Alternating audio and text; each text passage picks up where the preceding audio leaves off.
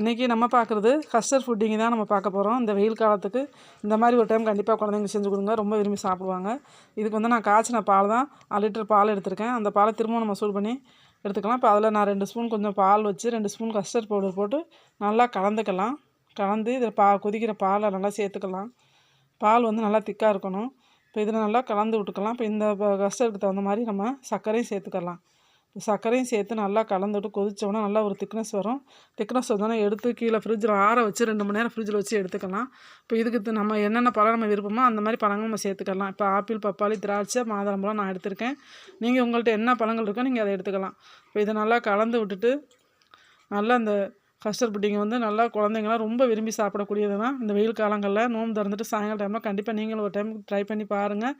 மறக்காமல் எங்கள் சேனல் பிடிச்சிருந்தா சப்ஸ்கிரைப் பண்ணிவிட்டு பாருங்கள்.